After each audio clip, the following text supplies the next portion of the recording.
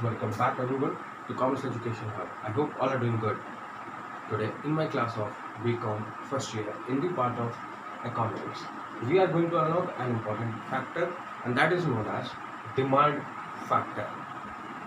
There are large variety of goods available in the market of any economy in any nation. किसी भी देश में किसी भी देश की अर्थव्यवस्था में लार्ज वैरायटी का प्रोडक्ट आज मार्केट में अवेलेबल है.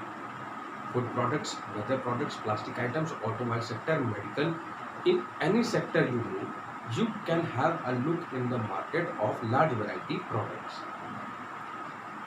Such goods and products on which a customer or a consumer spends the maximum income, or you can say the maximum part of income, are known as given goods. Giffen goods वो होते हैं जिन पर हमारा कोई भी उपभोक्ता या कोई भी ग्राहक सबसे ज़्यादा अपनी इनकम जो जनरेट हुई है उसकी जो उसके एक्सपेंसेस वो सबसे ज़्यादा मीट करता है उन गुड्स पर. अब ये हमारे rich class, middle class, poor class हर एक व्यक्ति की नीड है.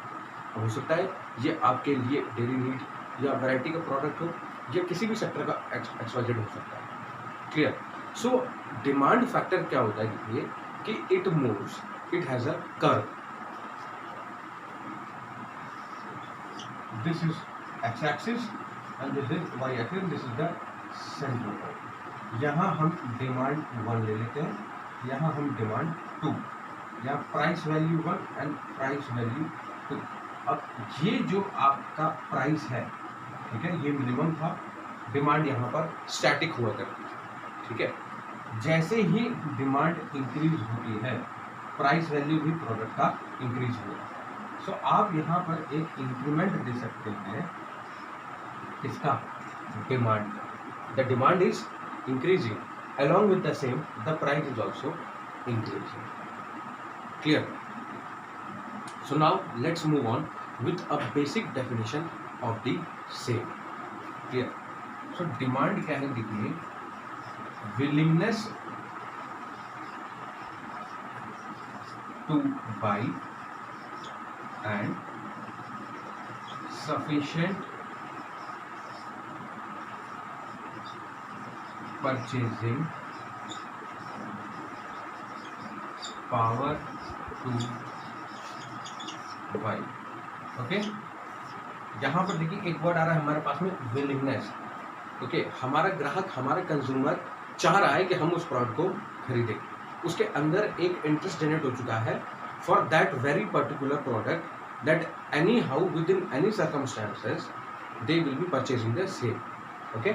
और यहाँ पर देखिए लिखा है sufficient purchasing power to buy. Purchasing power means वो एक बजटरी प्रोडक्ट है जो उसके पॉकेट को सपोर्ट करता है. क्लियर. और वो हमेशा यानी कि in a regular manner the demand is generated for that particular product. Okay.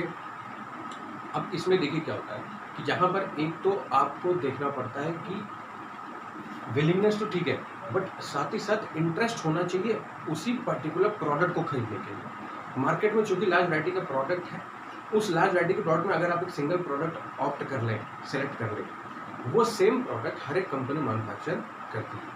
Clear. और ज़रूरी हो जाता है हर एक कंपनी के लिए डिमांड जनरेट करना. अब कस्टमर्स अगर किसी भी XYZ कंपनी का प्रोडक्ट यूसेज कर रहे हैं एक रेगुलर मैनर में और किसी सेकंड कंपनी ने अगर प्राइस डिक्रीज कर दिया सेम वैरायटी के प्रोडक्ट का, तो कोई ज़रूरी नहीं कि वो प्रोडक्ट सेल आउट हो जाएगा. So this is the thing which is included in the same.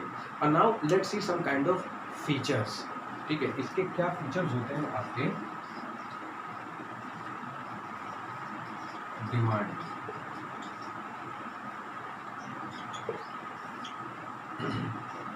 सबसे पहले तो देखिए ये डिपेंड करता है मार्केट या एरिया. ठीक है. अब आपके जो weaker sections of the economy है, रूरल सेक्टर्स हैं, ग्रामीण क्षेत्र, ज़रूरी नहीं है वहाँ पर किसी भी प्रोडक्ट की डिमांड हमेशा इंक्रीज. जैसे लोगों की वहाँ पर इनकम रहती है वैसे ही जैसे उनकी परचेसिंग पावर होगी, similarly will be the demand factor.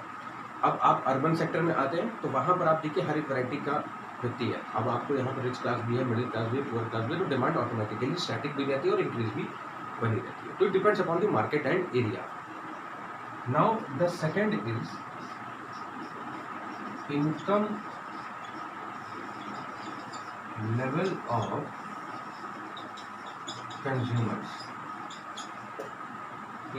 Income level of consumers means उपभोक्ता की जो खरीदने की क्षमता है, ठीक है। आपके एक इनकम जनरेटेड है, सैलरीड भी हो सकते हैं या फिर आप बिजनेस पर्सन भी हो सकते हैं, सबके अपने अपने एक्सपेंसेस हैं, ठीक है। तो उन एक्सपेंसेस में से कितना भाग वो प्रोडक्ट्स को परचेज आउट करने में जनरेट कर रहा है, ये डिपेंड भी करता है हमारे डिमांड की। Clear. Now the third one, availability of substitutes. Market में जो हमारे सब्स्टिट्यूट्स हैं किसी भी एक सिमिलर प्रोडक्ट के लिए, ठीक है। For example in medical sector you can see there are very many brands who are manufacturing the same kind of medicine, injection or such kind of several other medicines which are prescribed by the medical practitioner or any doctor, and in this same you need to see the availability of the substitutes।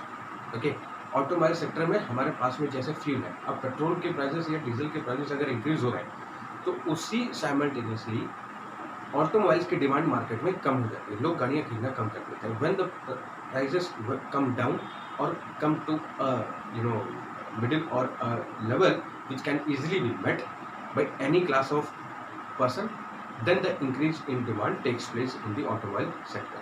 So availability of substitutes ये भी एक हमारे लिए factor है।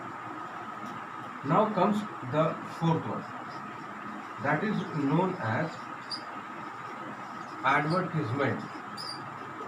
ठीक है, maximum companies make a large advertisement in print media, electronic media or social media for their particular product, but each and every product doesn't need a kind of advertisement or a smaller advertisement it requires। ज़रूरी नहीं है कि आपको हमेशा एक बड़ा advertisement ही करना है, ओके, या फिर आप उसे एडवर्टाइज हमेशा करते ही रहें। कुछ वैरायटी के प्रोडक्ट्स मार्केट में हमारे लिए ऐसे रहते हैं जिनमें एडवर्टाइजमेंट लेस रिक्वायर्ड है और उस लेस रिक्वायर्ड एडवर्टाइजमेंट में आपके एक्सपेंसेस भी लेस लगने होते हैं। वाई? बिकॉज कंज्यूमर्स नहीं चाहेंगे कि वो वैरायटी का प्रोडक्ट एक लार्जर एडवर्टाइजमेंट टेक्स प्लेस करे। वाई? बिकॉज उससे क्या होता है कि एक ह्यूमन नेचर है कि mentally it will strike that the company are making people a kind of foolishness or a kind of compulsority that you need to buy the same। आपके लिए ज़बरदस्ती कर दी जाती है कि आपको ये प्रोडक्ट खरीदना है। अब रेगुलरली अगर आप वही एडवर्टाइजमेंट्स देखते रहें तो एडवर्टाइजमेंट्स लिमिटेड होनी चाहिए और रिक्वायर्ड प्रोडक्ट्स के लिए ही होनी चाहिए और एक स्मॉलर क्वांटिटी में ही। ओके, यही हमारे लिए रहता है डिमांड फैक्टर में। And the last point is government control.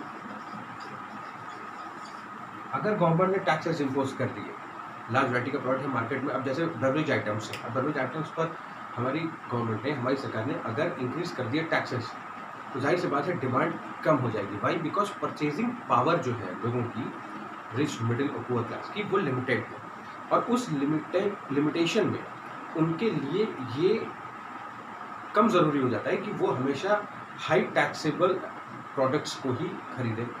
हाँ, लग्जरी लेवल का अगर प्रोडक्ट है या उनके स्टैंडर्ड लेवल को इंक्रीज आउट करने के लिए अगर वो है तो वो रिचर क्लास के लिए है, but middle and poor class can not afford the same. So product में हमेशा आप देखिए कि गवर्नमेंट अगर कभी टैक्सेस इम्पोज कर देती है जो कि तीनों क्लास के पर्सनस के लिए ज़रूरी प्रोडक्ट है, तो वहाँ पर ये प्रॉब्लमेटिक हो जाता है कि आप उन्हें खरीदें। ओके, सो वो टैक्सेस का लेवल, वो टैक्सेस का अमाउंट हमेशा कम कर दिया जाता है और बीच में जैसी डिमांड इंक्रीज होती है तो टैक्सेस का अमाउंट भी इंक्रीज कर देता है, so that the treasure in our economy of the central government gets an smaller increase. Okay, so this was the topic that we have unlocked inside demand factor. I hope you would have understood better. Thank you.